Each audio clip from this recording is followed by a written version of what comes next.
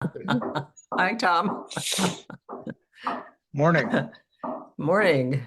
So I think we're just waiting on one other person, but it's I called the meeting to order at 9:30 and then hit record. So Good idea. thank you.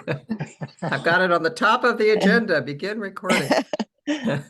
So welcome, I will say again, Susan, Michael, Wyatt, Tom, and Roger. So to the meeting, Roger Wicklund and Tom Prohodich. I asked her that, Tom. No, you got it right. Okay, I lucked out. Thank you. Or one of the two, except the Okay. pronunciation. Okay, good. So I'm going to go quickly into conflict of interest declarations. I know of none for me. Michael Beachley, I have none. Tom Sipe, none. Susan Schomburg, none. Wyatt, you're muted.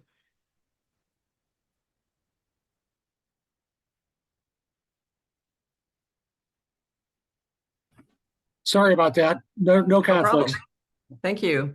And Bill had told me he was going to be late and he's going to have to leave about half hour early. And Michael is going to need to leave around 10. So I'm going to, if there are no objections, move his article up on the agenda. And he says he can do minutes from the video, but is there someone who will volunteer just in case something happens with the video to get important stuff down?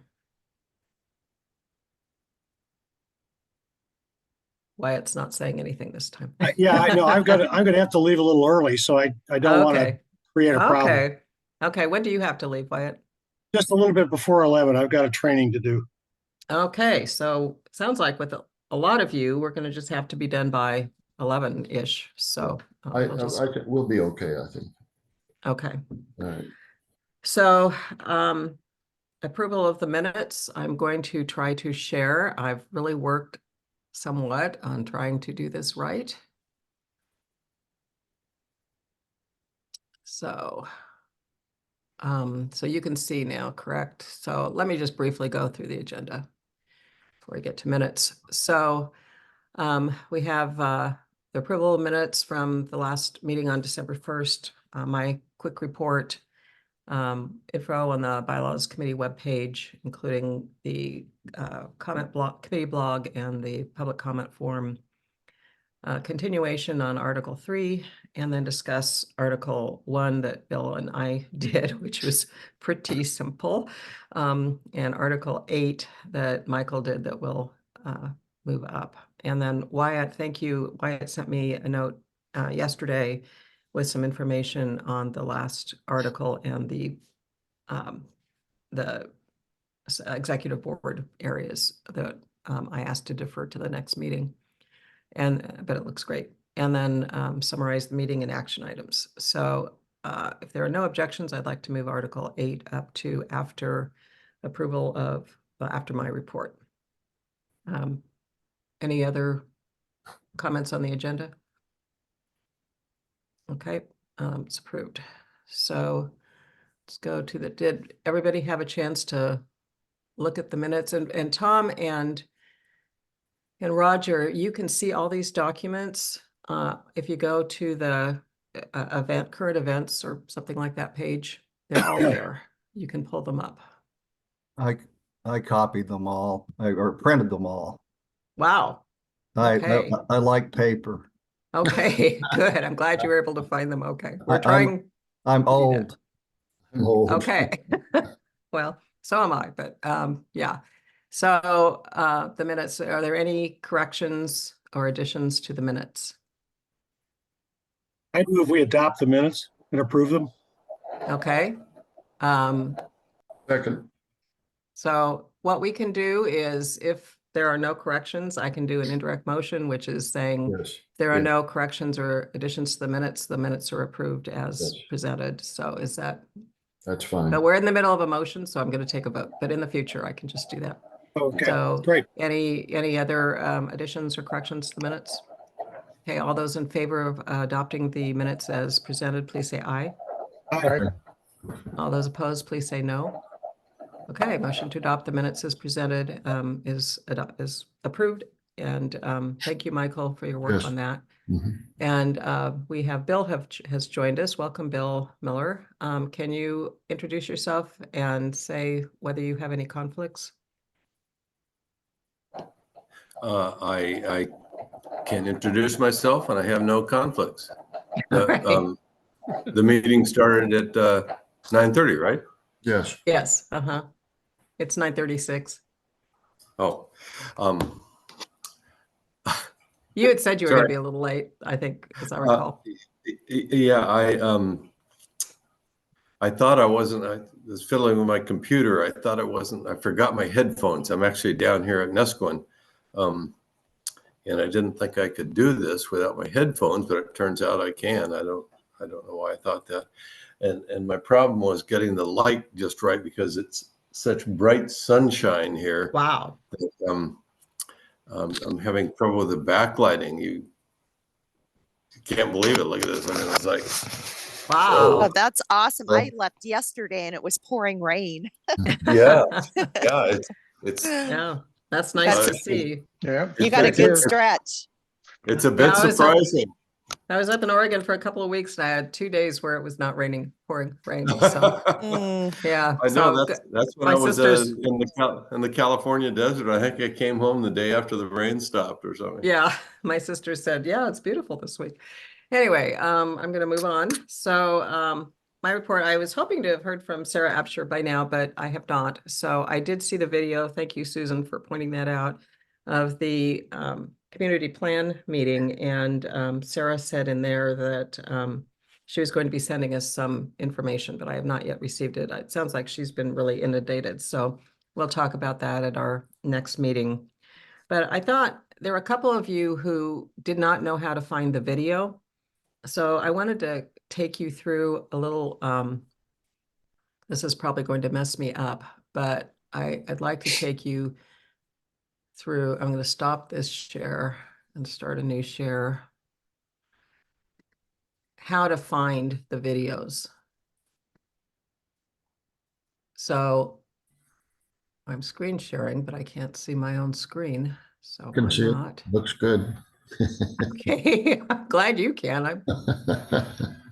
Gosh, I just see a little tiny thing. Okay, I'm gonna stop and try to go back in. That is weird.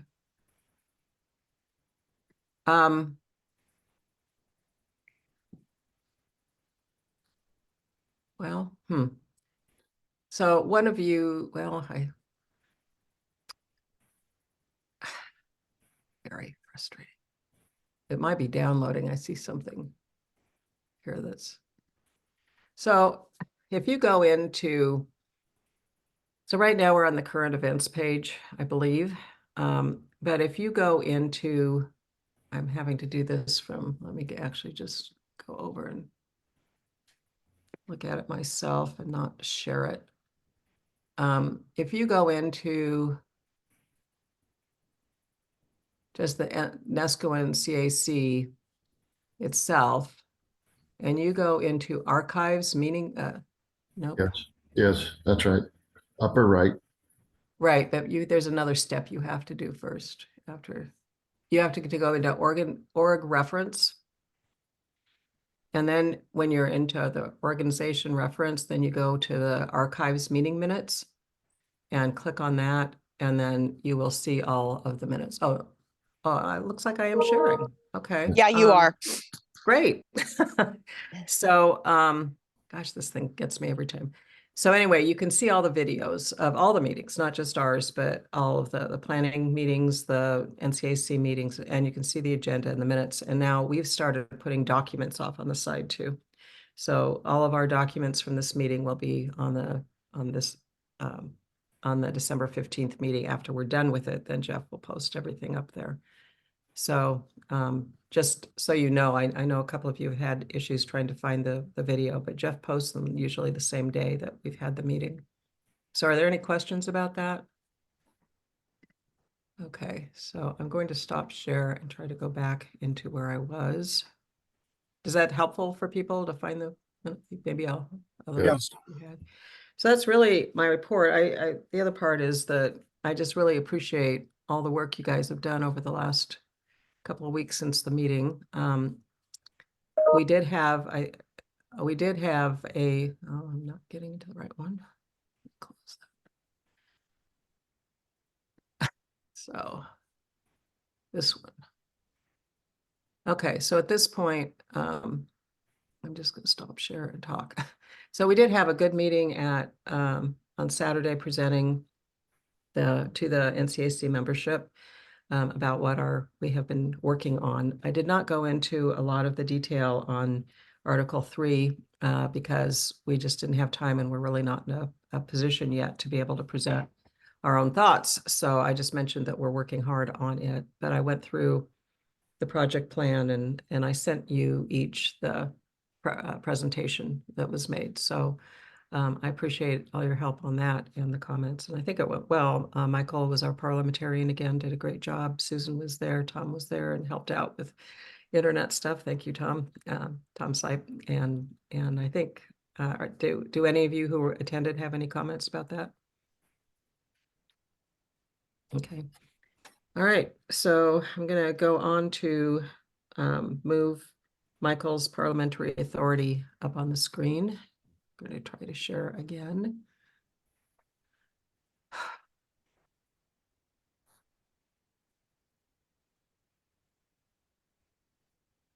While you're doing that, I'll just go ahead and talk. Thank you. I have to leave in about 10 minutes, 15 minutes. This is very simple and it's pretty boilerplate. There's nothing out of the ordinary in this particular document. Let me just go over it real quick. The rules contained in Robert's Rules of Order, newly revised. That's always important to put down there because there's always revisions, and so which edition do we go by? Well, the latest is what it'll be. Shall govern the NCAC committees, subcommittees, councils, tasks, forces in all cases to which they apply and which they are not inconsistent with these bylaws. Number 2, the parliamentarian the executive committee shall name a trained parliamentarian from the membership. Keep that person connected to the organization, subject to the approval of the NCAC membership. That's always a backup so that there's no out of the ordinary privilege given to the chair or whatever. B, duties and privileges of parliamentarian shall assist in presiding officer with the interpretation of procedures. Executive committee may call upon the parliamentarian for guidance in procedures to be followed in the development of the agenda for all meetings. That is often used also to identify the parliamentarian as an advisor if and when the executive committee would like to propose some kind of action that has not already been approved, but to help in wording, semantics, wordsmithing, so on and so forth. And then note that the parliamentarian shall retain all privileges of membership within the NCAC. In other words, the position of parliamentarian does not preclude that person to set aside his or her own voting privileges. And 3, the term parliamentarian shall typically be approved at the first meeting of the plenary session of each year. I use that term to describe that particular meeting when officers are elected. And shall serve a term for 1 year. The parliamentarian may serve successive years. I did toss in the word typically, which allows the opportunity for alternate ways to be done. And it's not, in other words, it doesn't have to be exactly and precisely on that particular session. And that's all there is. It's a pretty darn simple thing, but it clarifies that position. Now, Nancy raised the potential issue that we might want to put the election of the parliamentarian and so on and so forth under officers. I can go either way on that, but my feeling about parliamentarian is that it's probably better that the parliamentarian is not an officer. so that the parliamentarian retains a sense of nonpartisanship. And although the parliamentarian always has the opportunity to speak out on issues of debate and so on, but basically, it could also go and be included as a member of the executive committee. So I think that's up for discussion. Okay, Susan, thank you, Michael, for that. Susan? So I just have one quick question. Currently in our bylaws, we just have two committees, the bylaws committee and the nominations committee. We don't actually have an executive committee. How do we deal with that since we don't have one defined? Well, we have discussed the development of an executive committee. So I put that in there, anticipating that we will actually identify such a group. So, Susan, I think you raise a good point, and what the Robert's Rules of Order calls this is an executive board. There are also things called executive committees, and so those of us working on the executive board section of the bylaws, which is section 6, Wyatt and me will look at that. But sometimes an executive committee can be a subset of an executive board. So I think that we can. I don't think parliamentarian belongs under parliamentary authority, but I think you raise a good point, Michael, that it may not be an officer either. One of the things that it might be is an appointed officer. That's often where I see a parliamentarian being, but I think that's something we can do later. Right. My only comment on section 1, which is what I think where parliamentary authority belongs, is that we are also under Oregon public meeting law.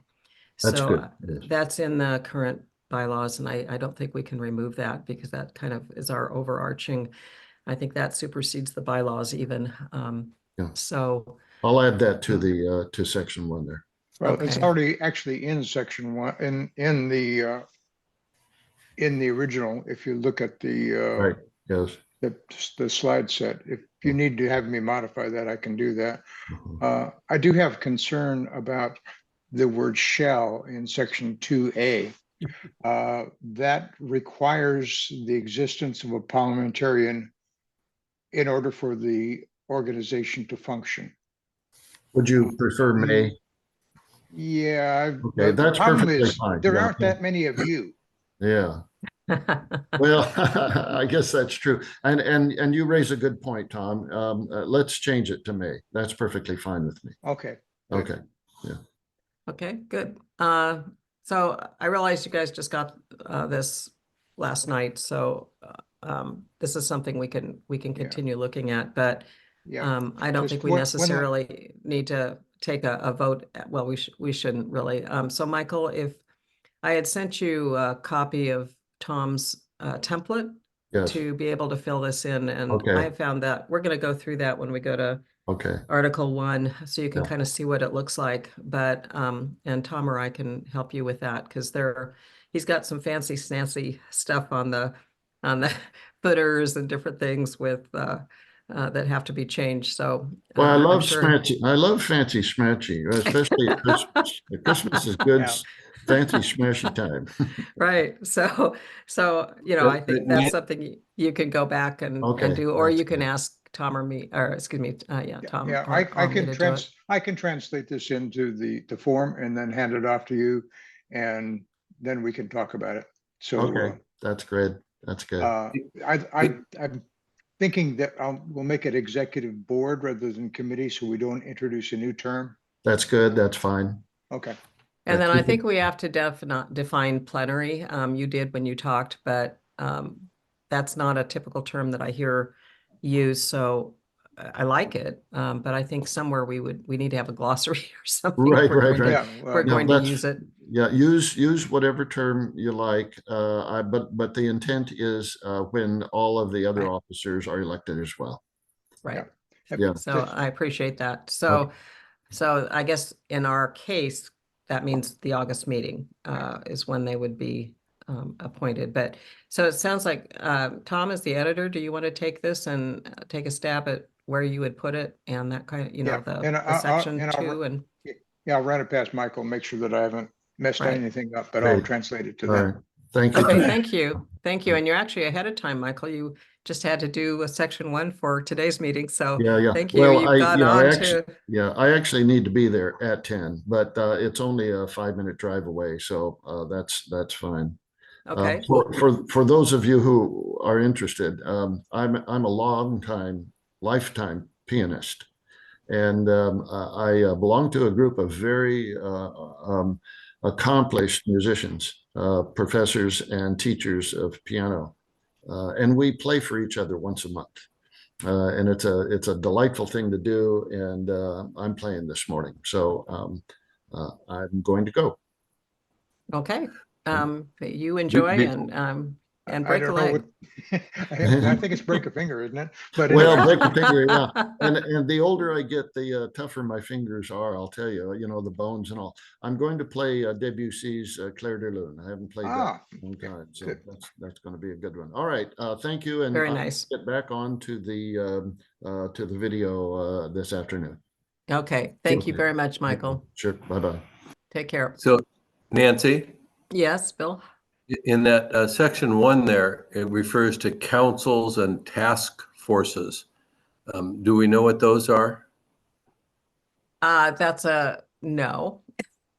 So I'll call that, I I'll call think, that out as a thing to be defined. yeah, Just while we're talking about definitions, I've been thinking about our last section, section X. It's probably going to need to be where we have our definitions. Section 3 is beginning to be overflowing with definitions. So I think we need to move all of those off to the end.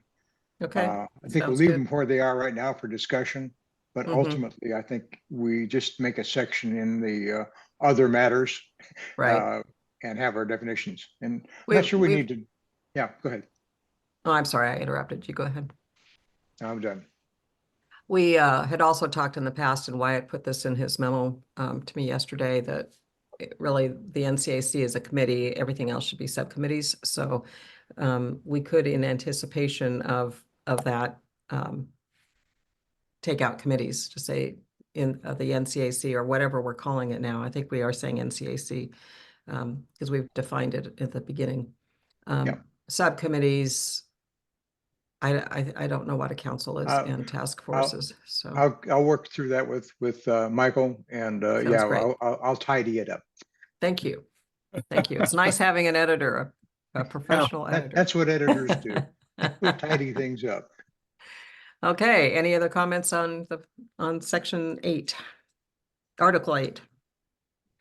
All right, I'm going to go back. I think it seems to be working here so far, fingers crossed.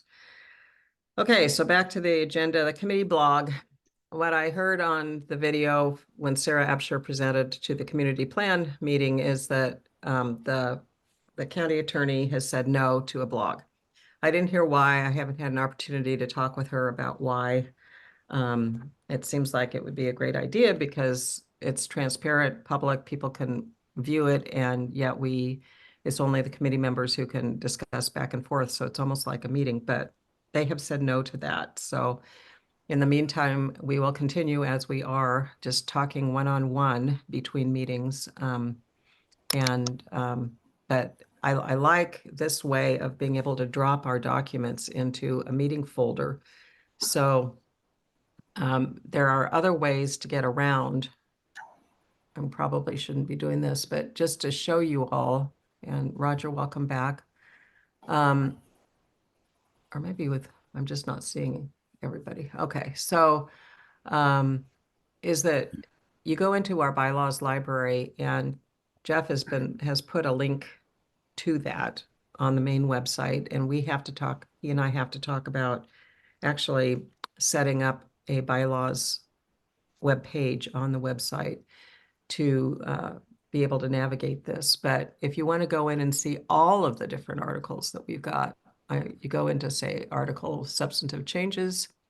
They're all there. I'm going to go into article members, and all of the iterations of the articles are in here. Can you see all this? Am I still sharing? Yeah, very impressive. So they're both in PowerPoint form and in PDF form. So you can see as we've gone through all these different things. So I picked one, of course, that has more changes, but what I do then is I do a shortcut, Jeff taught me this, to be able to go into meetings. And in meetings, I do have a file for agendas and a file for minutes so that we can see what all those are. But then all of our meetings are in here since we set this up. And then we have our meetings for this month. So then Jeff also puts a link on the current upcoming meetings or upcoming events page so that everybody can get to this page and see what we're going to be talking about ahead of time. So as a document is updated, I take out the shortcut for the older document and put in a newer document as we go through the 2 weeks or 3 weeks between meetings. So you have the latest one here. And of course, with our naming convention, we have the R number at the end. So like this process, the form that we're going to go through, the comment form, is already at R3. So you can, if you wanted to go back and see what the original versions were and what the changes were, then you can just go back to the bylaws library and the process. I think you can actually see where it came from. If you go in here, you can actually see where it came from. So, and go into details, it'll show you where the shortcut came from. But in this case, it's under Administrivia when you go here. And all of the, you double click to get to all these. So all the stuff on the naming convention, on the process of the documents and that kind of thing are all, well, I guess it's not in there. Where did I have that from? Oh, it's under comments. I should know my own member comments. The comments form. So when you go into comments form, all the versions of the comments form are in there. So that's how you navigate it. Does anyone have any questions on how you navigate all this? Okay. How did you come up with Administrivia? That was Tom. Hey, Nancy, just quickly, just for the sake of Mhm. the recording, you're showing as Chris Silkowski. Mm-hmm. And I have not been able to go in and change it since well, let's see. Yeah, I haven't been able to go in and change it since I've shared the screen. Mm. So it's not What letting was the me. problem? My name is showing up as Chris. Chris Oh. Silkowski has the Oh, Zoom account for the NCAC, and I usually go in and change it. So I could stop sharing and do it, but I haven't, I saw that and I wasn't able to change it. okay. It would change the name on the document. So thanks, Susan. When I have a chance to stop sharing, I will try to change it. But yes, I'm Nancy Vandell for anyone watching the video. Okay, so we are on the public comment input form now. So let me get to that. I'll go back to the actual meeting where it's handy.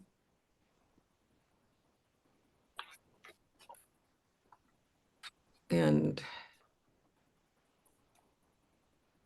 right in front of me here. Tom, could you discuss your form? Okay, well, the changes made basically just to clarify, and you might increase the size of the document a little bit so we can look Sure. at it. Well, trying. It- There it goes.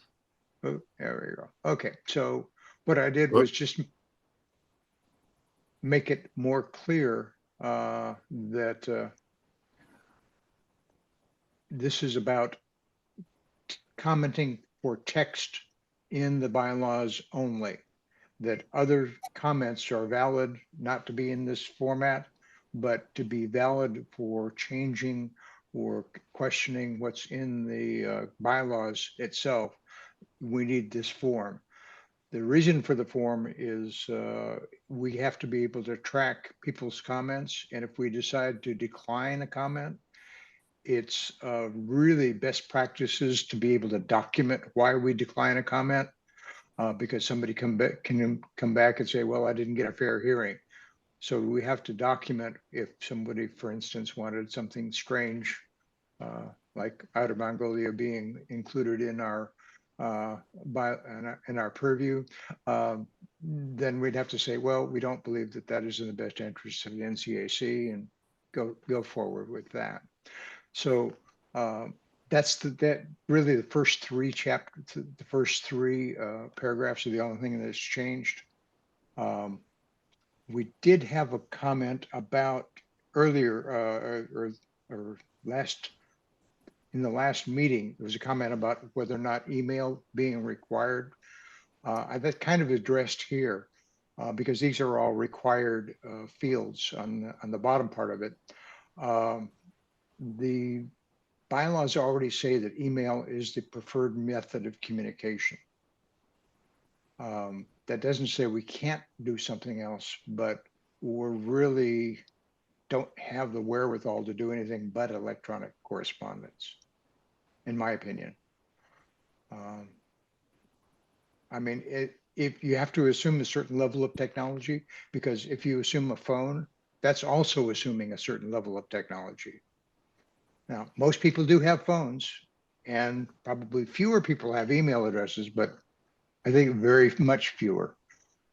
So it's already in our bylaws. So I'm if we're going to have contact with our membership and be able to, I think we need email. And if that's a problem, then the lawyers in Tillamook will tell us that. So what does this mean where it says, this is in, I guess, the fourth paragraph. So are Fill you, in go ahead. Fill in the required form, preferably with the submitter's name. Okay, so. Oh, as part of the file. Okay, I see.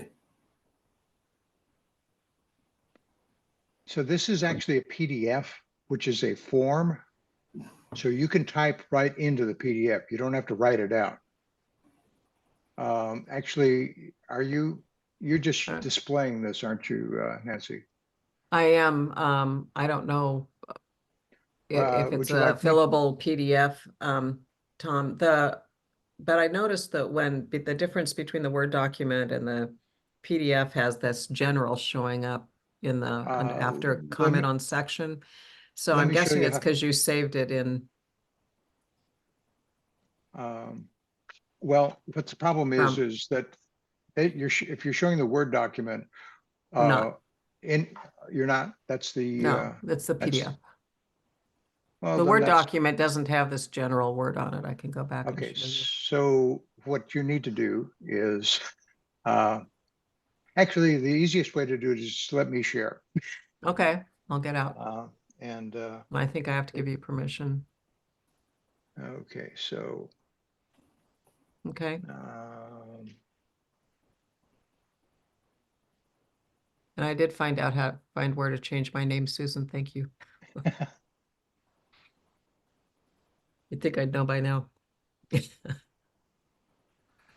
So while you're trying to do that, Yeah. Tom, yeah.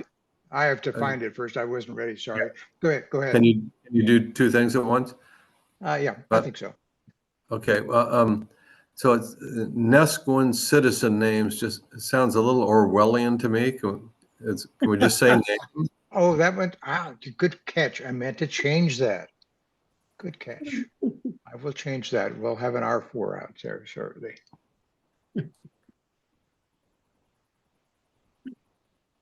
Okay.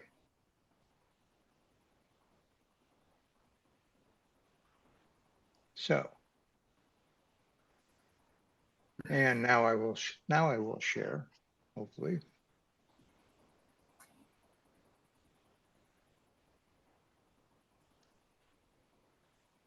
And screen one. And share. And select there. Okay, so this form here is actually, when you get it, is actually a drop down. So you get to choose which one that you want. So where is this located, Tom? Is this, because I just put it, I just did a, If you maybe it don't, was with if you the don't, shortcut. well, you see, Chrome in its infinite wisdom screws up PDFs. Right. Okay, So if you open it up with Adobe Acrobat, mm-hmm. you get this, Well, okay, but you have to have Acrobat. So which most is people free. don't have, no, Adobe No, it's free. The Reader reader is is free. free. And Reader this is will work free. with the, and this will work with the reader. Okay, So, so you don't good have to point. have I've got to, Acrobat. I've got to admit, I've got to mention that it has to be the Acrobat reader because apparently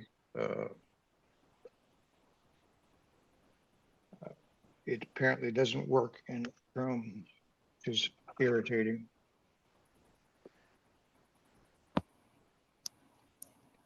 Maybe that's But not this- acceptable. I don't know, but it seems to me that that would be very useful to be able to make sure that you get the right section.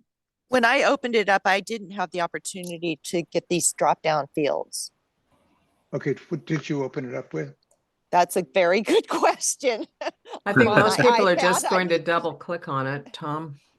Yeah, what depends on what your default is. Right. So I think we it looks can- very nice how this does. works. It does.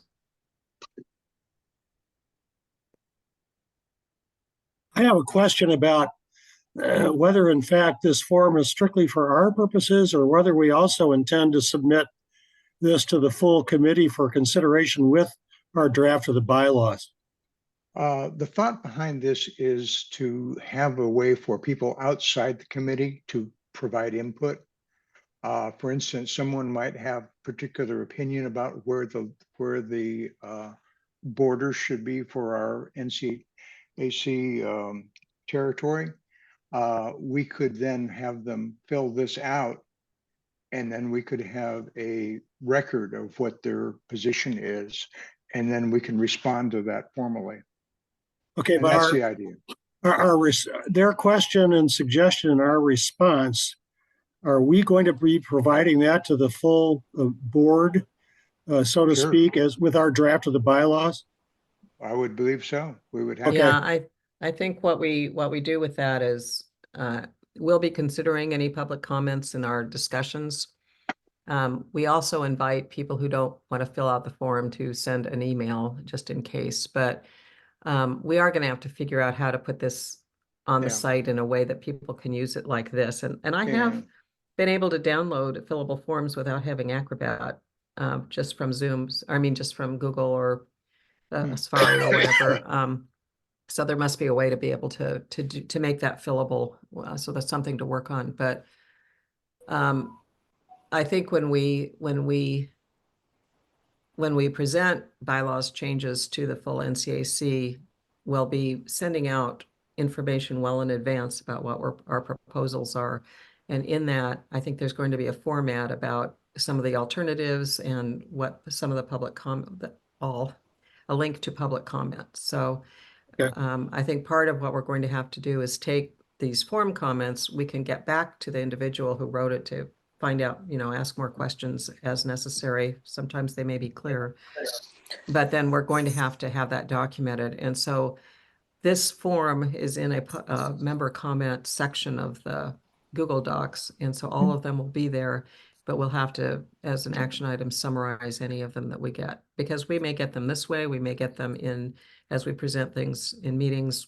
We're going to be getting input when we get to a point where we've got enough to do it. We'll have some workshops where we go through our recommendations, inviting any interested parties to come, and it will be more of a free form.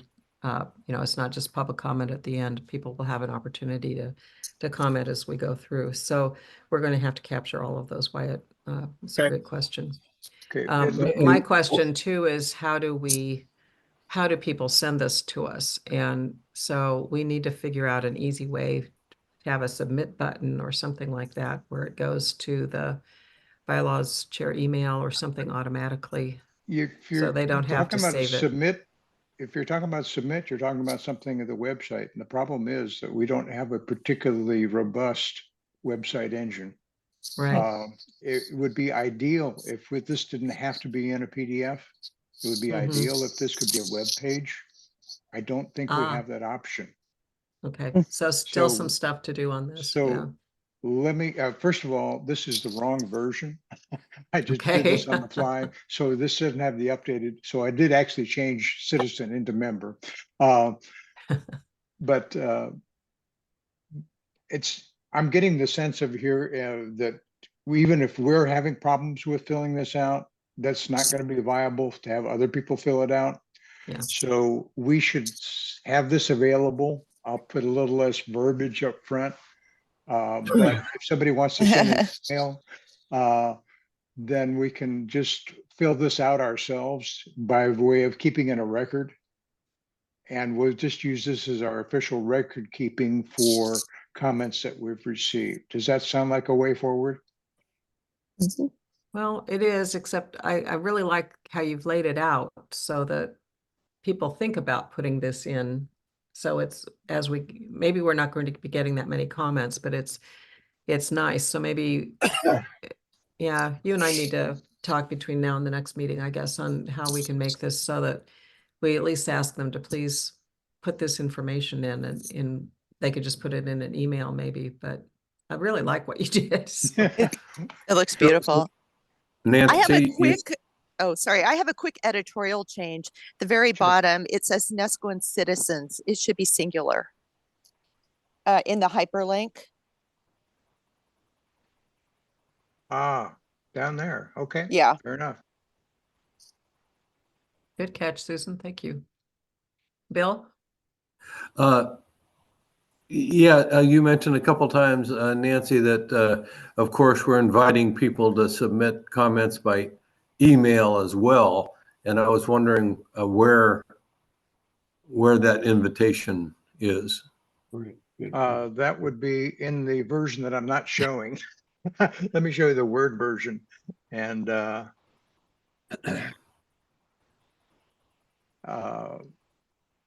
this That is was a the later one- version. I asked him to stick Yeah. in there. I can And go then back to it. I thought on the one that you put up, Nancy, I thought it said something about additional copies of this form or something are available. And I didn't understand Oh, what wrong quite screen. what. Okay, there we go. Having two screens is a disadvantage sometimes. So we can modify this language that if they're not able to fill out the form, that they can send it to Bylaws Committee Chair or Course General for that. So Mhm. that verbiage there, I can modify that. So Some people I will think be Bill able to fill it raises a out. good question here about you can have additional comments here, or versions of additional copies of the form here. That was assuming, I guess, that they filled out the online form that you had, Tom, Yeah. correct? And then they could click on that link to get a fresh copy for a new comment. Is that what that's for? Yep. Okay. That so- will take them directly to the page or to the library place so that they can download the most current version. Okay. So when I think I'm on speaker somewhere, I'm getting an echo. So when we update this and figure out a little bit, we might want to confer a little bit with Jeff Ooh, I did say on this, citizen. Tom. We'll send out an updated version and bring Yeah. this up again at the January 5th meeting. Does Yeah, that I sound think okay? I think I have enough stuff to mull over, and then I think we should probably leave this subject for right now. Okay, well, thank you all for your comments, and thank you, Tom, for your work on this. Let me do it first, or do a save as. As if I And don't then do- can you stop sharing and I'll start sharing? Okay. Oh, you don't want to see me doing this? Uh-uh. Oh, man. I just want proof I that I know, actually I'm do so that. unfair It sounds like something a fifth grade teacher might say. here. Could you please stop sharing? Let me get to what I hope is the right thing here and go back. Okay, so back into this meeting. So I want to briefly mention, Tom wasn't able to come to our last meeting, and so I did talk to him about were there any other areas he would like to work on, and he opted to work on subcommittees with me and on other bylaws provisions with Wyatt. So as our editor, he's kind of deeply involved with all of the sections, but I just wanted to update that form and let you guys know. So are there any other changes to that form that anybody would like in terms of our project plan? Okay, I want to thank you guys on the work for that. So let me just briefly, I know I'm out of order on the agenda, but just quickly say we're going to talk about section 1 here in a moment, and we're still working on section 3 members, and I don't know, I guess I didn't change the November, December. I will change that to November through February probably, but anyway. And then I did change the meeting number to 5. So that will be another rev number on the document. But we really have discussed the ones that were due in December. Their executive boards will be discussed next month, object next month, officers next month, and amending the bylaws next month and other bylaws provisions. So Wyatt and Tom, Wyatt, if you could send your memo to Tom, that would be Yep. great. And then I'd like to talk to you about it as well. I thought you had some really good thoughts, and then I had a couple of questions. So Okay. so thank you. Is there any other questions on this? So okay, I'm going to go back. So we are now on Article 3 again, and Tom has updated Article 3. So Sarah, Sarah said in the meeting on last Monday for the community plan that a lot of what she's doing for us, she's also going to do for them. And she is working to get the GIS mapping of current membership locations for us. So that was good news. She's also still working on getting the definition of resident. So that's good news. It just means we can't do a lot on this today. I think that's why I haven't been too concerned about time. So, but Tom, I'm going to go through and you can maybe talk about, Tom went through the video to see specifically what we talked about and did some updates to the slide in red. So I'm just going to kind of scroll. What is that very first thing on the first page? Update after 1 December 23 meeting. What? So he's just saying that each one of these that he updates, he says when he updated it. And so he updated it following our December 1st meeting to incorporate the comments we had in our December 1st meeting. And he's just saying all the updates are in red. Okay. Is it hard all for right. some of you to see on your screen? Not when it's big like that, no. Okay, I'll try to keep it Yeah, big. and Is this big enough? the date here is automatically, the 14 December is when I happen to do it. So that's why it has that date. So all the rest of this, like the purpose of the slide deck is on all of the articles as Yep. the boilerplate, you'll see. And then the topics in the member section are, and then Okay, who could be a member. So here's where you made some changes. Okay, I posited what a resident might be, just to put something out there. And it's sort of along the lines of, I took some of the verbiage of owner and just sort of translated it into somebody who actually resides there. And one of the things that Sarah mentioned is that a resident is indeed somebody who is there for more than 6 months out of the year. So I added that. So that's pure speculation on my part, but at least it's a placeholder for it. Okay, thank you. I see in the chat, Tom said, here is the Oregon residency requirement for voting under Oregon revised. This is Prohotich under Oregon revised statutes. It's not necessarily control what the NCAC does in terms of defining membership and voting, but minimally it's Oregon law and should provide the bylaws committee and NCAC with some guidance. So thank you, Tom, for that. I'm trying to see the chat, and this is really unhandy. Anyway, the chat will be put up on the website along with the agenda minutes, Yeah. video, et cetera. Yeah, So well- you'll be able to get to it. So thank you. But what I heard is something about voting. We can't limit it to people who are able to vote in Oregon. We cannot Right. do that. Right. So We'll is have there to, we'll anything? have to look at what that is. So Tom, I'm going to ask you to, Tom Prohodich, could you go ahead and explain, even though it's not public comment time, what you're talking about there? Yeah, it's if you're seeking a definition of residency, it is the Oregon statute that governs residency for voting purposes. And as I say, it's doesn't necessarily control what the bylaws committee does or the NCAC does, but it does provide some guidance. Mhm. And there are issues that come up with residency that I'd like to talk about later, and you're probably talking about them now, but it's just something to look at. Okay, Okay. thank you. And my understanding was that Sarah was going to seek She is. some advice about that, and I think would be one of the first places she would look, but Yeah. Okay, appreciate Yeah. that. And we The- can modify it accordingly to include people that are, I mean, a resident, there are other people who can be, to your comment, Tom Sipe, there are people who, resident is just one of the categories on Yeah. who might be able to be a member. There would be other people Yeah, that could be that's true. residing outside. I'm a little So- concerned about the scope of that definition.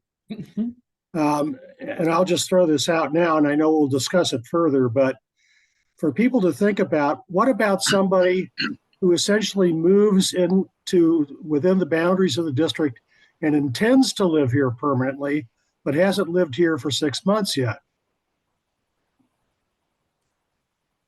this is the other Tom. I apologize, but I'll make this brief. I think that you capture virtually everybody that's important because of the owner of property definition. I mean, that subsumes all permanent residents. It doesn't, where I think you need a residency requirement is particularly as it relates to renters who are residents, but not permanent owners or permanent residents. The property owners captures most of what you want in terms of voting.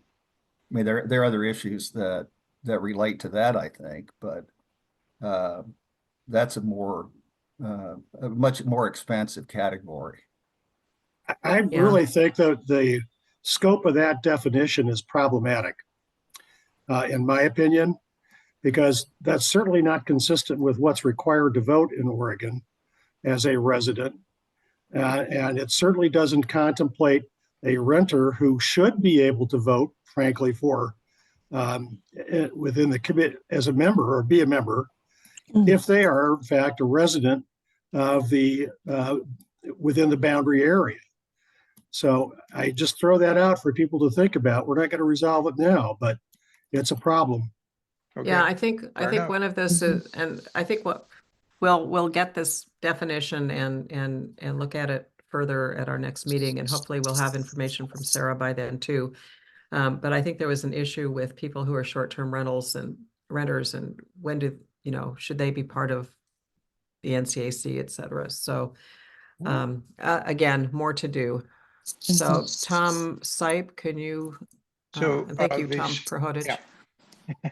Yeah. Yeah, the second major bullet, and I agree with that. I just put that up as something we can throw rocks at, and there's quite a number of rocks at it. Fine.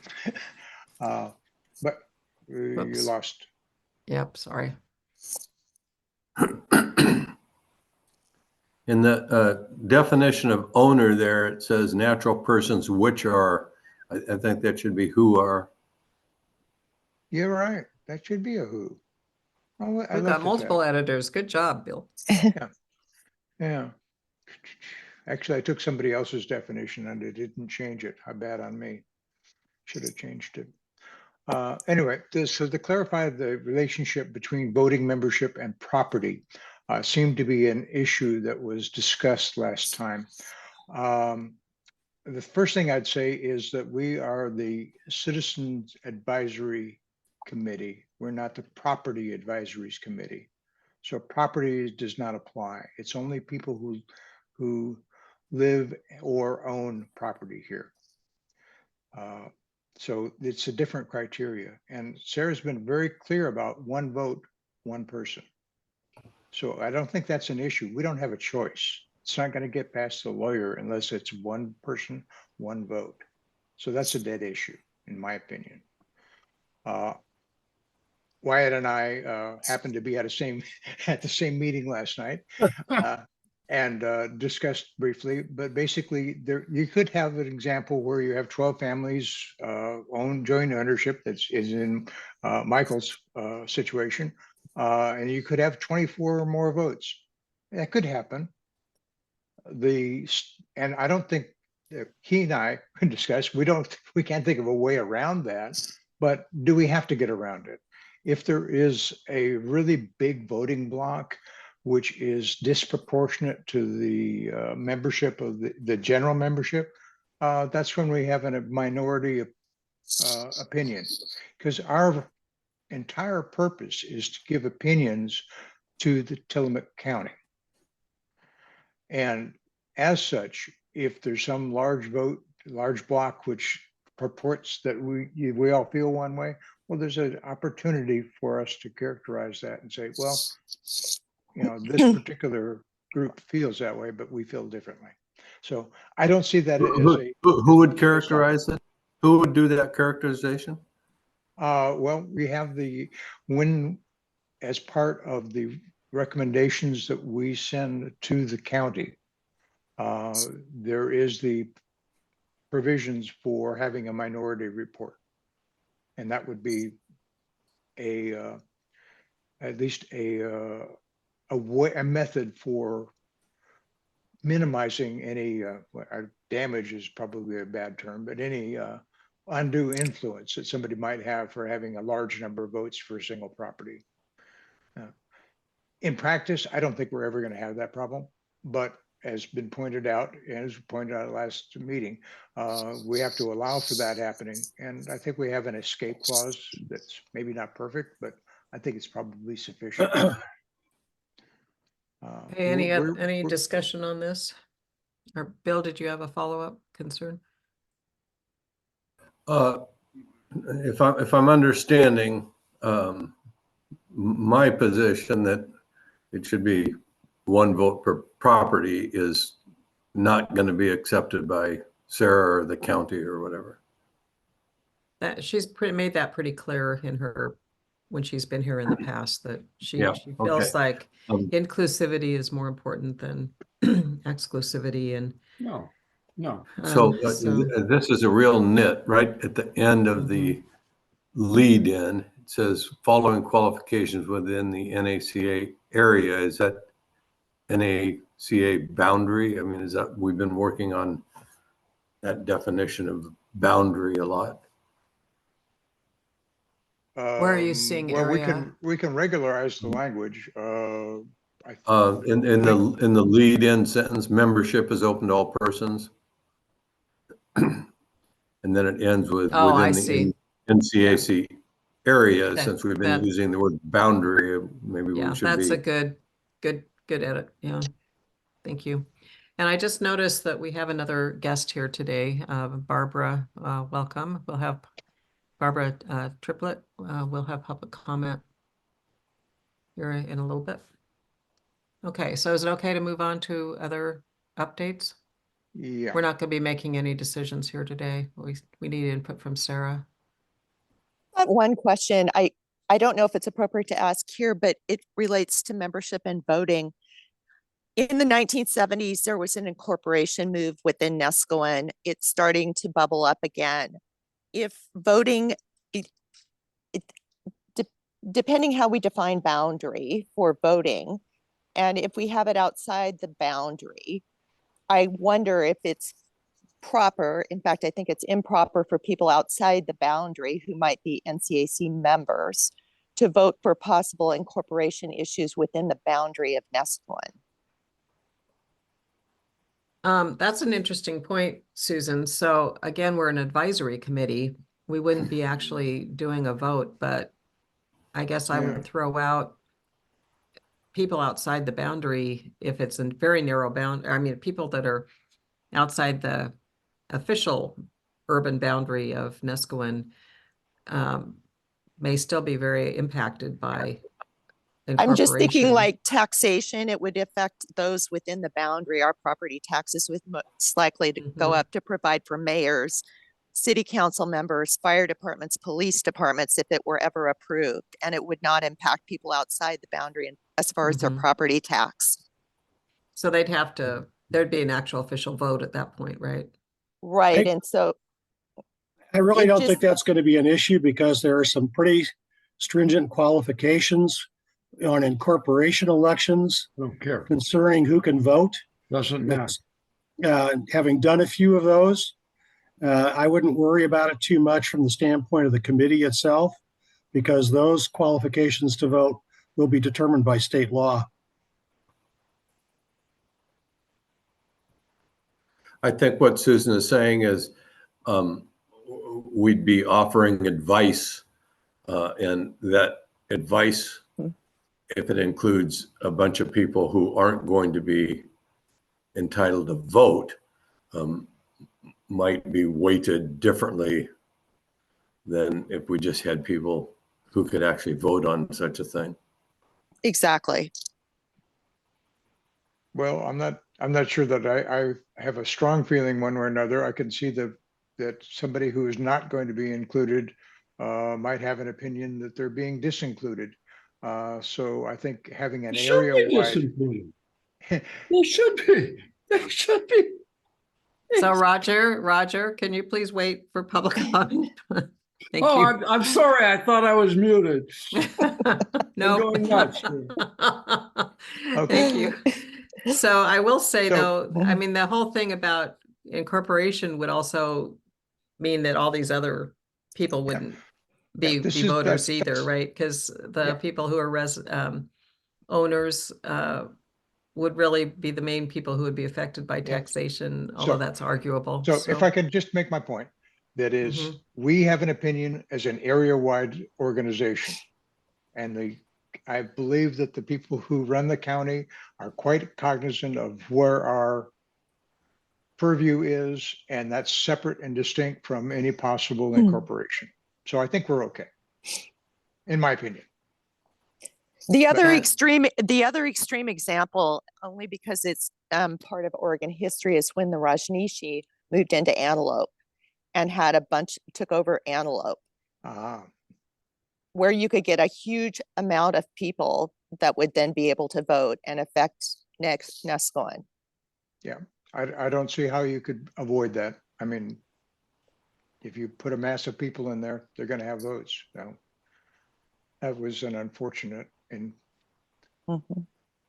okay, so where Somehow did I we got go back. wrong I'm here? sorry, there we are. Okay. Okay, So thank you, So- Susan, duly noted, and let's move on to the next slide. Is that okay? Or- okay, yeah. We can't have any, somebody's out of order. Yeah, can someone mute their dog, please? Oh, gosh, that's the next door neighbor. I apologize. Thank you. Okay, not your fault. Okay, so what I would like to do is, I know we can't make any progress on this, but I'd like to get a sense of where people are at. We really have a full range here, most inclusive to least inclusive. And I'd like to do, if we could do a straw poll of, do we think that number 2 is the only, is correct, or do we want to be more inclusive? So Tom, I'm going to push back on that a little bit. I think we still need more data from the GIS mapping. I may be wrong. Maybe we would be ready to give our input on this, but Well, this is not a decision. This is not binding. I This is what you're understand. feeling. I understand. I'm asking for people's opinion. All right. I think it's, well, okay, if you rule that it's No. inappropriate, that's fine. No, I'm not saying it's inappropriate. I'm just saying I personally would like to see where the GIS mapping is of existing Okay, so members if are, you- if because you- to me if that you've- would affect my decision, but or my Okay, feeling well, about it. But having if no that opinion- but if anyone Having no else would like opinion is to, an opinion. Having no Okay. opinion is an opinion. I didn't say I didn't have an opinion. So, I'm just anyway, wondering. if Never people would mind, like to, I'll drop it. no, if people I'll would drop like to answer Tom's question, please feel free. So I'm a little colorblind. Are these lines on this map, are those different colors so that other people can differentiate Yeah, 1, 2, sorry. and 3? I tried to pick colors that would be visible, but the original map was so strange that I just couldn't pick a good color. So the red Um, color, which is the Tillamook tax boundaries that are including number 3. Number 3 is here, Bill. Can you see my cursor going around? I saw it and then it disappeared. I don't see it now. Oh, yeah, Oh. okay. There you go. So this is the red line. And the green area is in here. You can see the cursor going Um, down into here. So the green area is the Tillamook land use ordinance. And then the original NCAC definition that we're currently under are these green, all this green area. And as I mentioned last week, paraphrasing Tom, we're going out across the seas to remote countries could be included because there's no western boundary. So does that help? Sure. Sure. Okay. I might have to print that page and have somebody translate the colors for me. Yeah, so basically the big area is the current boundary. Where there's a little arrow on the eastern side, there's a line Yes. with an arrow Yes. up and an arrow down. Yes. correct. And then a horizontal green line with an arrow and on the top and the bottom. And that's no the boundary current. on it. That's the That's the current current- boundary. And so, if we were to do one of these other definitions, it would shrink it? Is that, Yes. and what would be the point of shrinking it?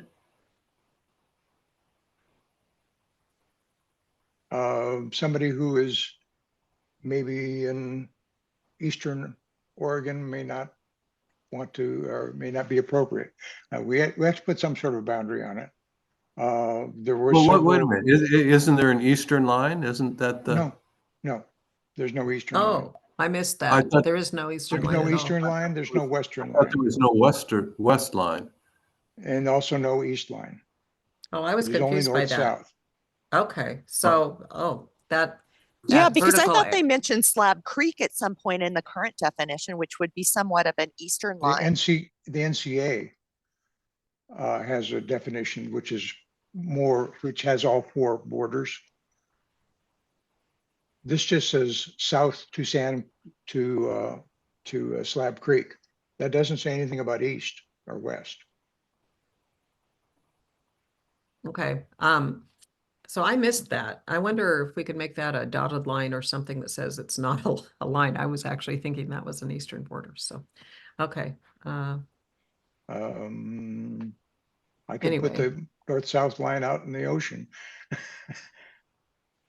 So, How did Tom or whoever did pick this eastern line that has arrows up and down? Is that arbitrary? That's just, I should have made that a dotted line. That's the description that as I interpreted it from the current bylaws. so basically he's just pointing that there is a northern and a southern boundary, but no east and west, and I misinterpreted that. Yes, what I'm asking is how did this eastern boundary get picked? It is not a boundary. It is an arrow. just saying it's between here and there. So he's going to modify that to make that more obvious, Bill, that that shouldn't really be there. He's connecting the north and south to let them know that those are boundaries, but it's appearing like an eastern boundary, so it will be Okay, but corrected. don't we need to pick an eastern boundary? We do, That was and a part of that. western. That's the point of this exercise. Where do we put that boundary? And So so Tom what is are the, proposing mainly item 2, so 3.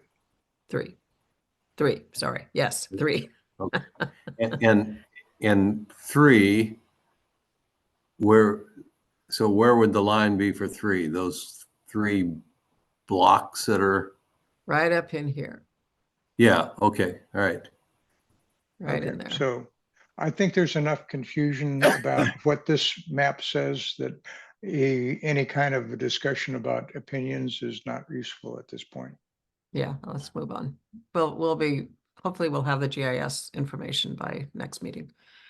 I will follow up with Sarah. Okay, and then you Here's the made these preferred method. changes. Yeah, this is talking about what I sort of Mhm. mentioned it earlier. I really don't care, other than the fact logistically, if we don't have email addresses for people, I don't know how we can know that they're there and Mhm. communicate with them. We don't really have a good way of communicating with people unless we mail to every household. Right. Even putting our notices out on bulletin boards isn't going to do anything. So we've got to be able to contact them. And I don't think we're going to be able to find somebody who makes phone calls. But are you saying, Tom, that you wanted to actually take out the other requirements? Because I think it is important to have a record of the mailing No, I'm address. saying, I maintain that that list is probably what we need to require for someone to establish membership. Yeah. And the controversial thing is requiring an email address. That's That's not my understanding. controversial. Pardon? That's not controversial. Okay, my hearing of the last meeting was that there was some discussion as to whether that could have been either phone number or email address. I'm saying it's probably got to be email address. And then it probably would be helpful to have a phone number, but that's not in the current bylaws, correct? So, Correct. okay. So So, basically what we would do is,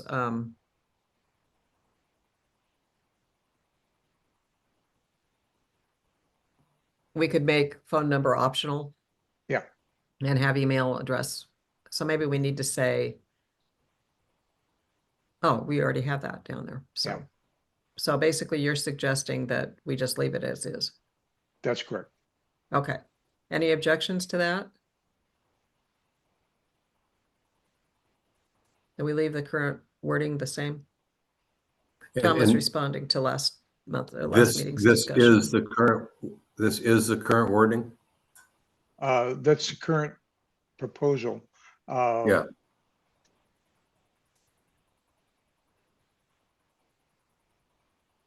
And is this different than what the current bylaws have, or do the current bylaws even address this?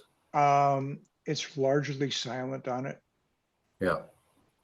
Oh, this No, is no. new wording? It sort of implies that there's some way of that members are established, but this made it explicit. Yeah. Okay. Okay, so this is new wording then. Okay, so any objections to keeping this wording as our recommendation, the wording on the left, and we take out the notes from on the right box?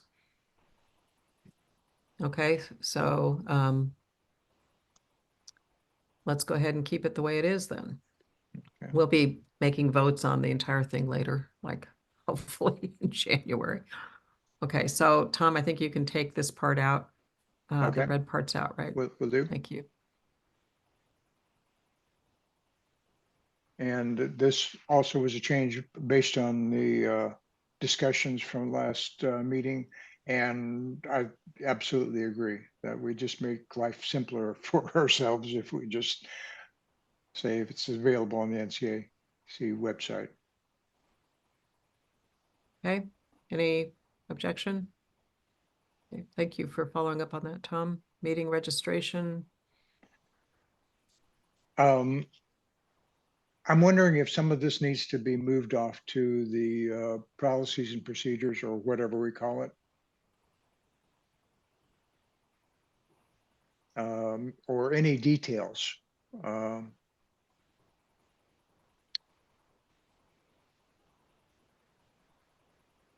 I'm not hard over on that, just a question, really. That's the way I felt about it. I thought that was really more administrative. And therefore it might be something that the board would put in standing rules or something along those lines. But uh, there was some feeling that it should be included in the bylaws originally. Some of this I think has to be there, like the last paragraph. I think that has to be there. Because of open meeting, we have to be able to have a record of it. How we go about making sure that that record happens could be in the PNP. It's kind of small there, so I'm thinking, yeah, it says sort of, it is a procedural thing, but it's a small thing, and people only have to look in one place. The first two sentences to me imply that there's somehow a difference between membership and voting membership. Oh, a good point. Yeah, good catch.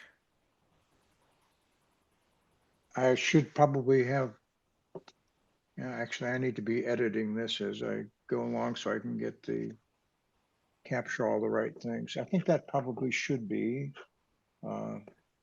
Just take out voting. yes, I agree. Any objection to that? No, sounds good. You're a good editor too, Bill. Yeah, you guys didn't Okay. really need an editor. You got it. Yes, we do.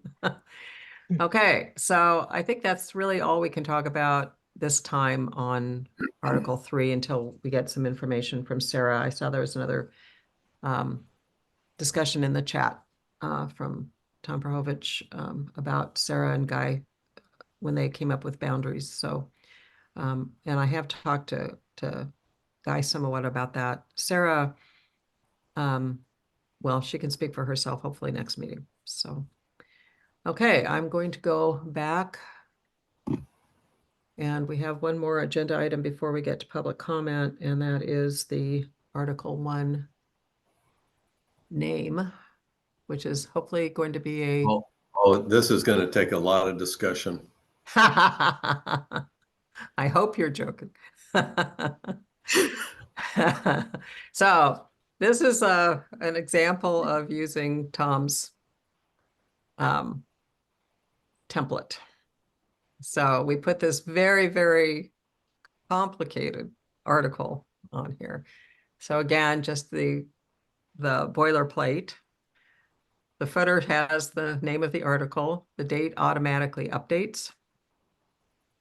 This is a PDF, so it hasn't updated here. It's when we did it.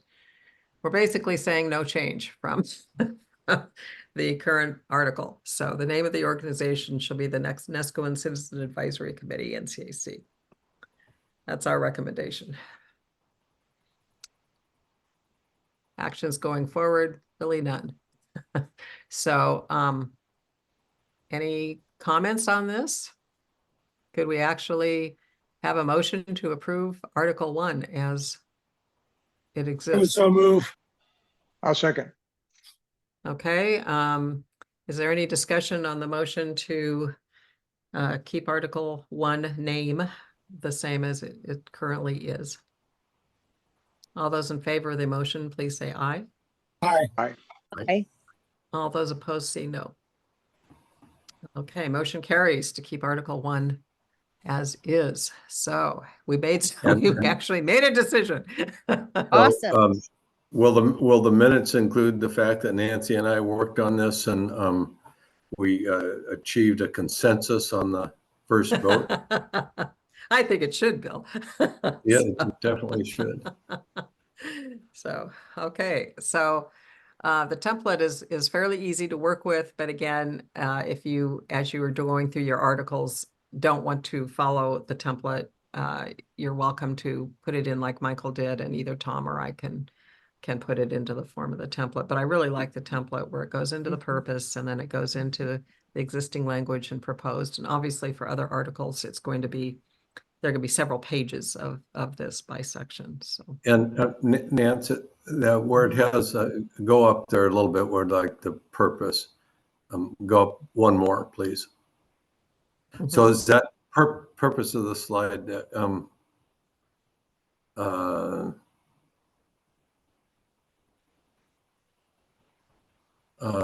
okay, I thought,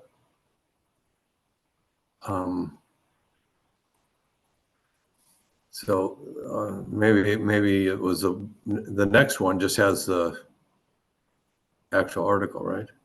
correct. So that first slide that's boilerplate for every one of the articles, just is telling what the purpose of this slide deck is. And so in our case, of course, it was so simple, but we have reached consensus. So should we have had some discussion and people decided, well, they'd like to change the name to something else, then we would be able to put proposed, and we would be able to put any committee comments and public comments and that kind of thing, and then that rev number would change each time. Revision number would change. On some of these where we have Robert's Rules of Order, there'd been some changes already. Is that showing up in the proposed? It will. So it will absolutely, as a result of today's comments, yes. So it will be a new rev number. So what we'll have is an original document in this format. I didn't get this until yesterday from Michael, so I didn't have time to actually put it into this kind of a format. But based on our discussion, there will be the original proposed format that would be the R0, and then the R1 would be the edited version that Tom's going to do under the parliamentary authority. And then the parliamentarian part of it will, I think, have to move to a different section, and we'll represent that. Okay. Is that, Tom, did you want to say anything about that?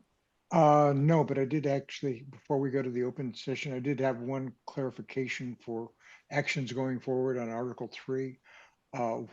What is the meeting that the demographics are going to be captured from?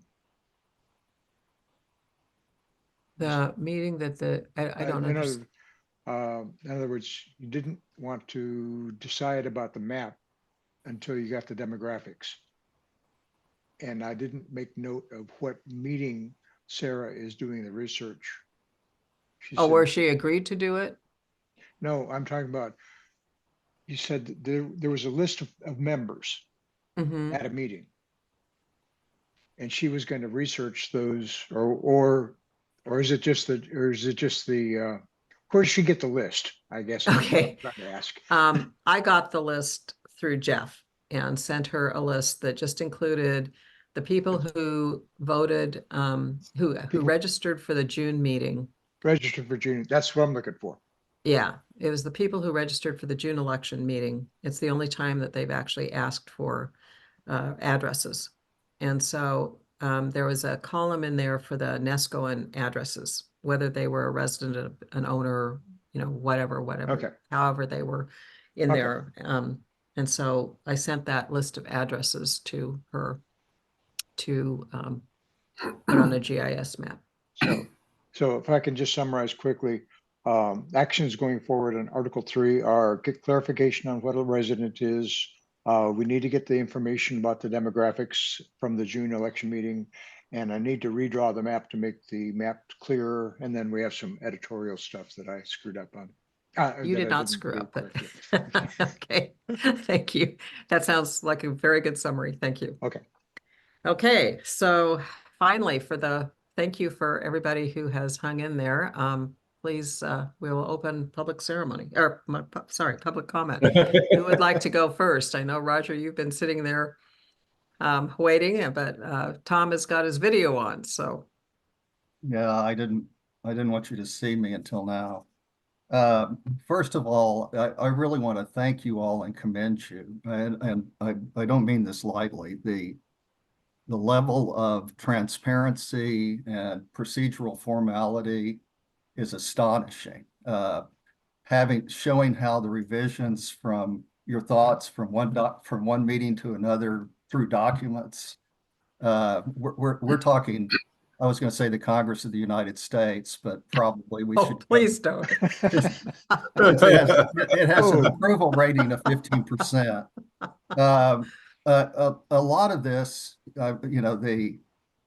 Sarah's insistence on following the public meetings law and on transparency is something I think that comes out of what happened to Roger and me and others on the STR subcommittee. We had no guidance about Sarah was involved in that process and never really brought up that we needed to follow public meetings laws. And I think the process might have been a little bit more might have been easier if everything had been done publicly. And I'm not blaming anybody for anything that happened. It just turns out that the STRs is a contentious issue. And so anyway, I applaud you and keep it up. One thing I would suggest is that on these substantial issues, particularly on members and meetings, that you not have meetings, you have your bylaw meetings on those issues in the evening when people can come, because those are going to be hot issues. I was at the first meeting and haven't been at any meetings since, although I've been looking at the videos and reading your minutes.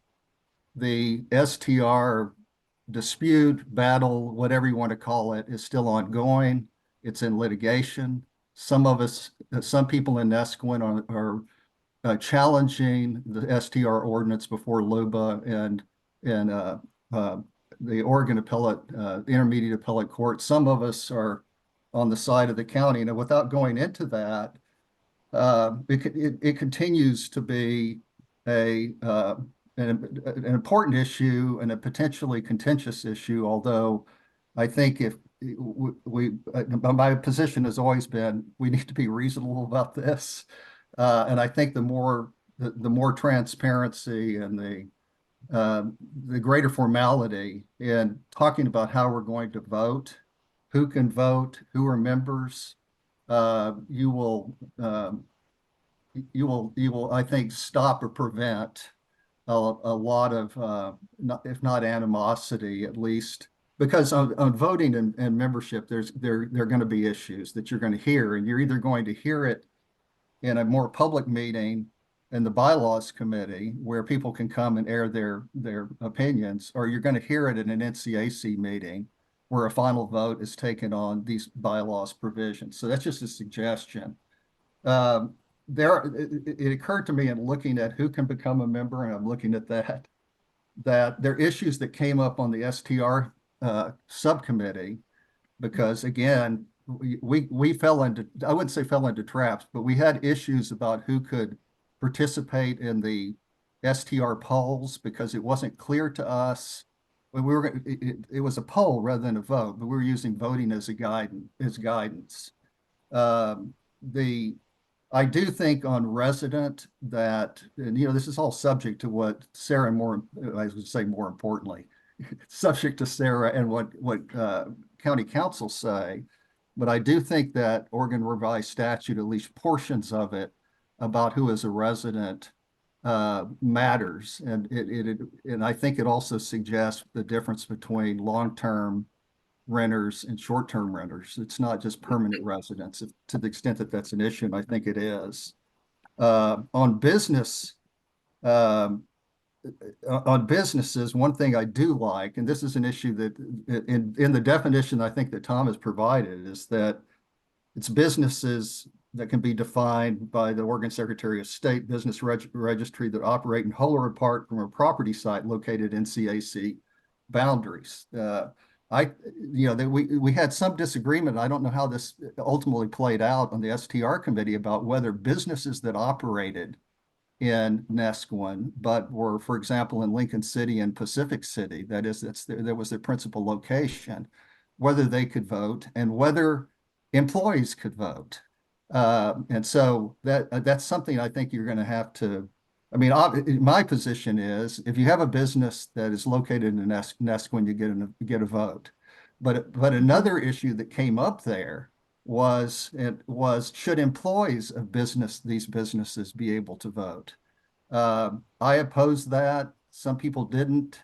To me, you have to be at least a property owner or resident. And that if you're an employee of a business that's located here, but you live in Lincoln City, Newport, or Pacific City, you shouldn't be able to vote. That's just something to think about. And the pending change in the large block on the right side, I don't know that I disagree with what Tom said, and if to the extent that I do, the more important Tom, to the extent that I do, I respectfully do. But it will be a very contentious issue if there's not some limit on how many people in a property, residence, business can vote. And it goes both ways. There are people that are residents here who own property here, for example, on both sides of the STR issue. Now, Sarah may countermand all that by saying, look, the deal is we want absolute inclusivity, and if there are 24 people at a property, there are 24 members and they get 24 votes.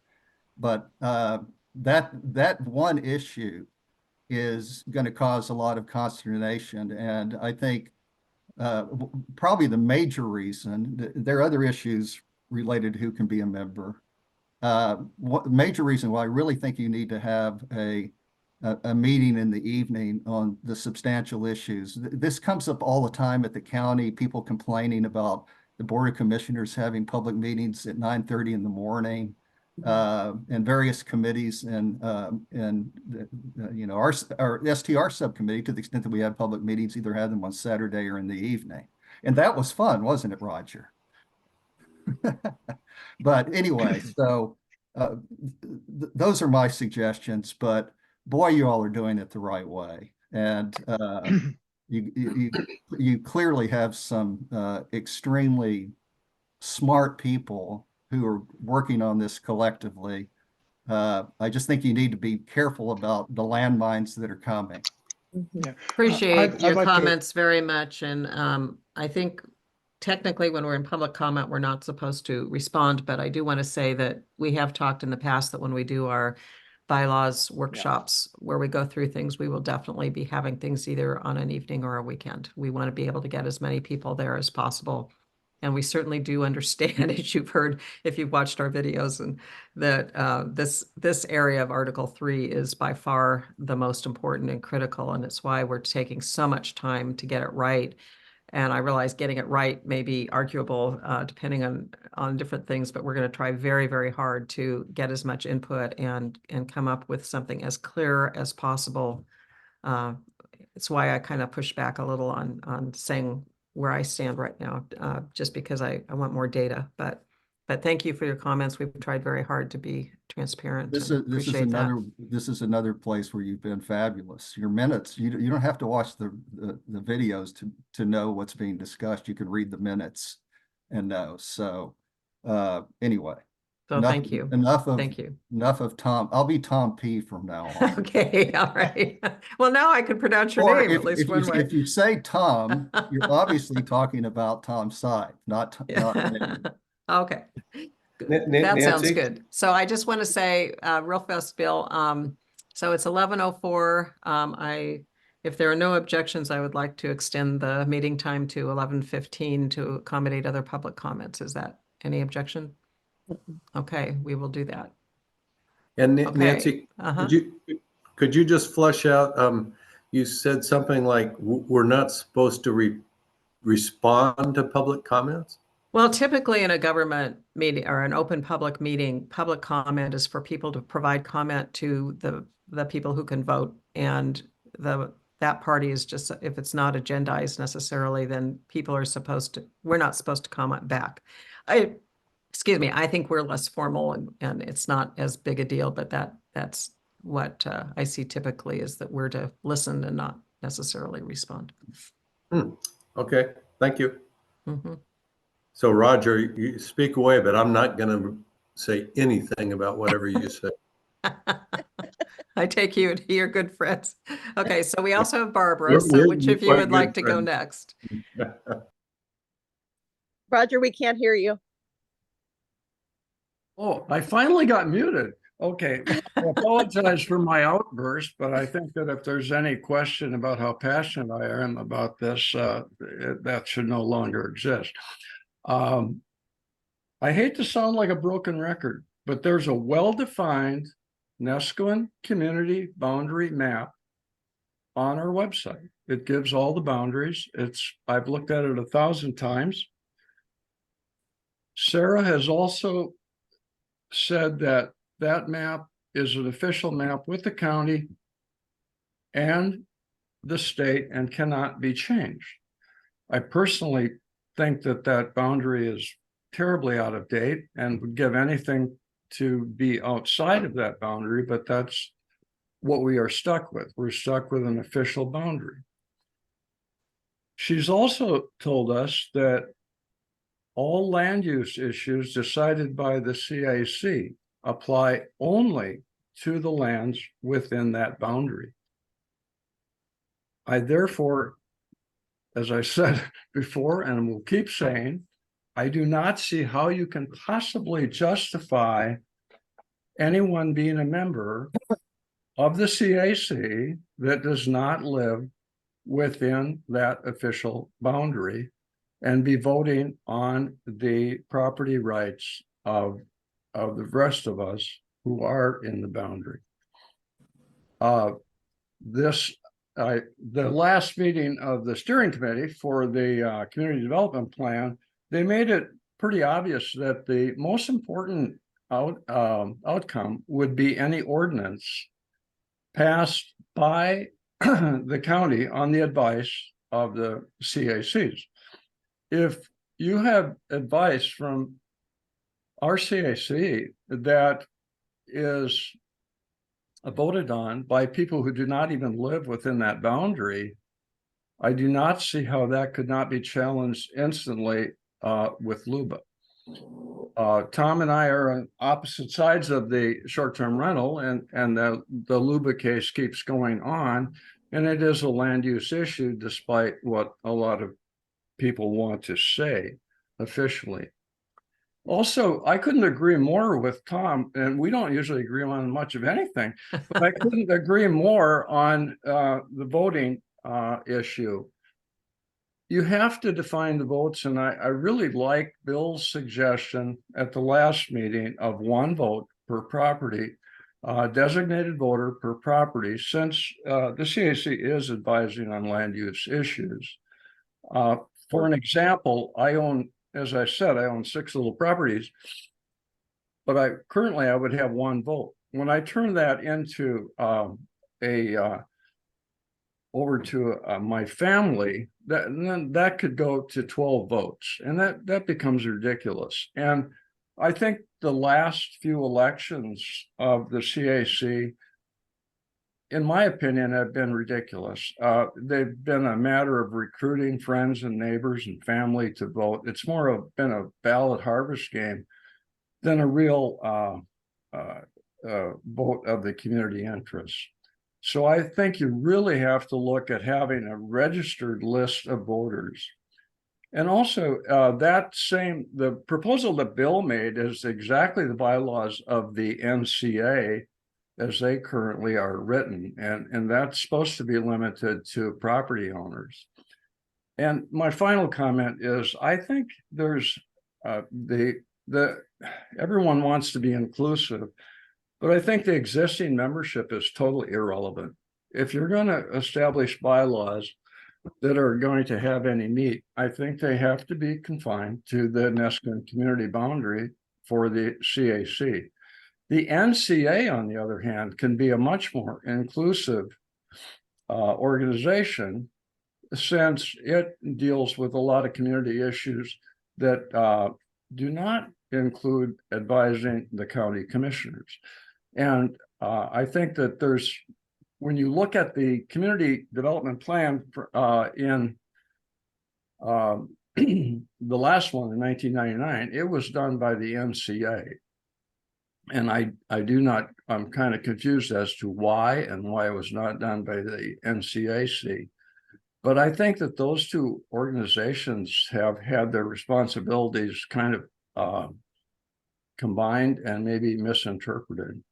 And I think that if you're going to be inclusive, you can have the NCA. But if you're going to follow land use issues, membership in the NCAC has to be limited to the official boundary. Thank you. And I can't echo, I want to echo Tom's praise of this committee. You're doing work that very few people would be able to do, and doing it well. Thanks. Okay, thank you for your input, Roger. And again, we do hear you. Not necessarily agree, but we do hear you. And I think it'll be good when we can get into the workshops and we can actually have a back and forth on it. But we certainly are taking your views into consideration as we have our discussions. Thank you. Barbara, did you want to have any comment? Welcome, Well, by the way. in the interest of time, I'll just say that I found much of what Tom P. had to say. I would echo his comments. Somewhat surprisingly, I found a lot that Roger had to say is valid. I'm especially interested in the district boundary and how that's going to be remedied. And I just await for more information from Sarah Absher and the county clerk and the other people that she has working on this right now. And that just means that I need to continue to sit in on these meetings to find out whether it's going in the direction I want to see it or not. Thank you. Okay. Thank you all Could for your work. Do you care to share what direction you'd like to see it going in? I would like to have it as inclusive as possible. I think there need to be some revisions. In thinking about this, I looked at the map, the zip code map. What homes in this area are have a zip code of 97149, and it looks pretty good to me, except for the northern boundary goes all the way through up to Ortown and to the banks of the Little Nestucca. And I think that's probably a little too far north, but that's something to consider as well, I think. Okay, thank you very much. If I could just Tom, it looks point like you'd like to comment. Yeah. I just look at some of the historic versions of the Article 3. There are more maps in, I think, version 2. So it gives more alternatives. So if there might be one there that you might prefer that we discarded, we should know that. Great, thank you. Okay, thank you very much for joining us, Barbara, and thank you also, Roger and Tom. And Roger, you're almost a member. You've been attending almost all of them, so so thank you. I'm not sure how to take that, but a member Roger's- without a vote. Roger's retired, although he works on about 20 community projects, so he's really Okay. not retired. But Okay. sometimes I have work to do at 9:30 of Friday morning. Yeah, I've been yeah. watching the videos. Good. And I've been better. I missed the one, but anyway, I'm still kicking myself about that, but we did a little more detailed minutes that time. So, all right. So I'm just going to summarize that we made a decision on Article 1. Yay. We considered input on Article 8, the parliamentary authority, and we reviewed once again Article 3 and are waiting for more input from Sarah Absher on a number of those things. We went through the public comment and input form, and we'll bring that back to you at the next meeting. Sounds like no committee blog, although I haven't heard that officially. So at our next meeting, we will start looking at the project plan again with some of these other articles from that are for January. Number 2 object. Number 4 officers. We'll start with meetings and then amending the bylaws, other bylaws provisions. Actually, we're doing a lot of them in January, so I'll send out a more detailed agenda. But those of you who are signed up for those articles, if you could please let me know if you'd like to report out at our next meeting on January 5th, or if you'd rather wait till the second January meeting on the 19th. Let me know for the agenda, and I'll get the agenda out in the next week or so. So thank you all so much for hanging in there and for all your work.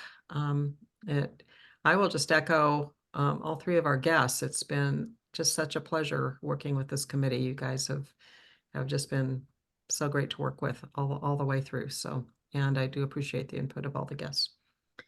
Okay, if there's nothing else, meeting adjourned. Happy holidays, everybody, and Happy New Year. I'll see you next year. And I'm going to stop the recording, I think. Where can I do that? There it is. Bye-bye.